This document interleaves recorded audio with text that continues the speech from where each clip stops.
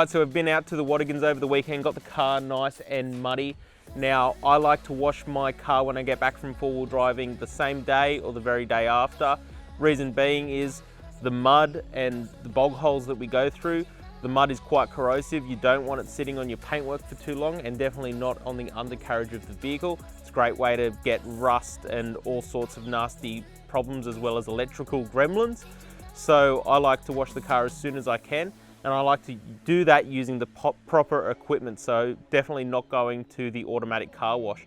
My personal choice is Bowden's own products. I've used lots of different car wash products.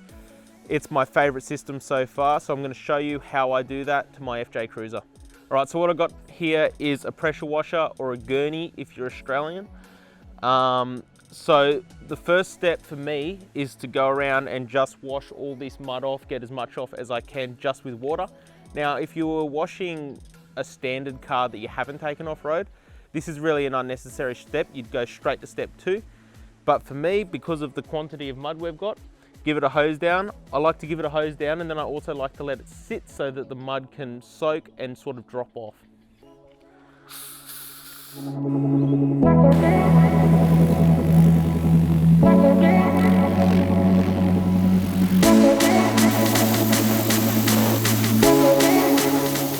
All right, so step 2 is to use the snow job in the snow job attachment.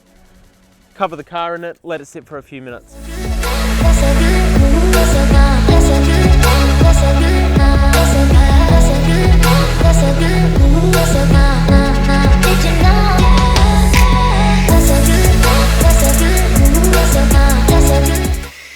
Alright, so while we're waiting for the snow job to settle, 5 minutes on the car, we're going to prepare our wash system. So we use the 2-bucket system. What that means is we've got a wash and a rinse bucket, both with grit guards in them. So how that works is you wash the car with the sponge, then you dip it in the rinse bucket. That'll get most of the rocks, dirt, mud, contaminants off and let them settle at the bottom of the grit guards. Then you can dip the sponge back in the wash and go again at the car. So we use the Nanolicious wash from Bowden's, 2 caps in the bucket.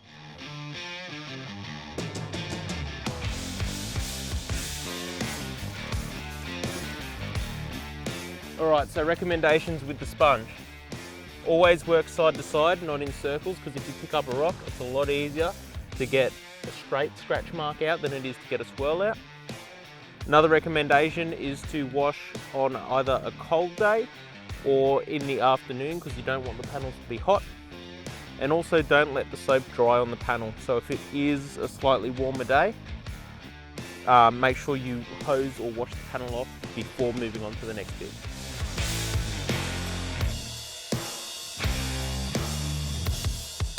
Alright, so I've hand washed the car and then I've hosed all the soap off.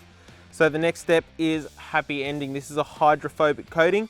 So what it does is when it rains or it's a dewy morning, all of that water, instead of sitting and pooling on your car, it actually beads off. It's really handy when washing the car as well, putting the hose over it and just watching sheets of water run off. It's pretty cool stuff. Another thing it's good for is I find that the mud doesn't stick as much to the car as it would before I had this. So you don't need to apply this with every wash. Generally, when you get it, you do 2 coatings, and then you don't need to do it for quite a period of time, up to 6 months. But yeah, happy ending, hydrophobic coating.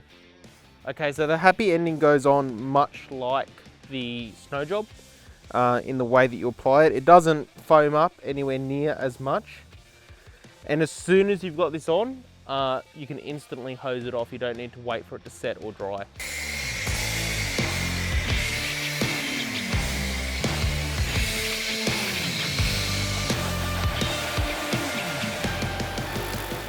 Alright, this is what's known as the big green sucker. It replaces the chamois and it does an incredible job. I'm surprised at how much water this thing sucks up. Anyway, this is Boss Gloss. This is an easy detailer and an easy wax. Put a nice sheet on both sides and then go around and start sucking up all the water on your car.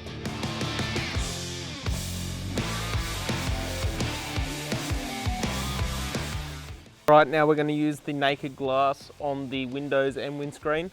So this just makes the glass nice and clear. Now you can use it on the interior, like the interior side of the window as well, which I will do, but I'll do that when I detail the inside of the car, which will be another day. Now this particular cloth is also sold by Bowden's. All the cloths we're using today are sold by them. All right, so our next stage is to clean the wheels. Now we have a dedicated wheel bucket with a grit guard and all different tools designed for cleaning the wheels.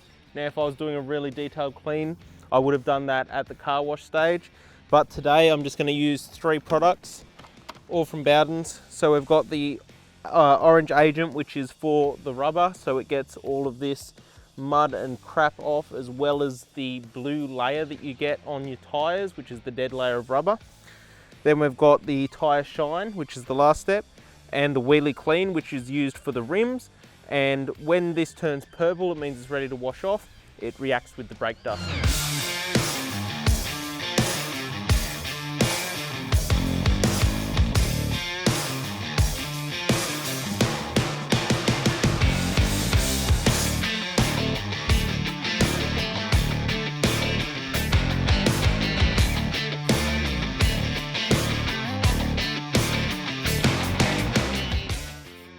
Alright, so now that we've done the orange agent and the wheelie clean, the next step would be to add tyre sheen and apply it with the Bowden's brush sponge that they've got here.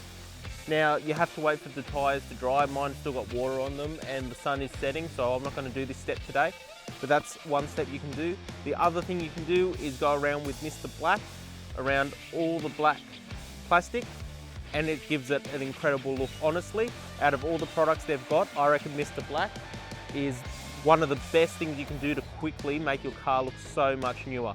Boss Gloss and Mr. Black are my 2 favourite products, apart from the snow job, that's also pretty cool. But either way, that's how I wash and detail my car, and I'll catch you in the next video.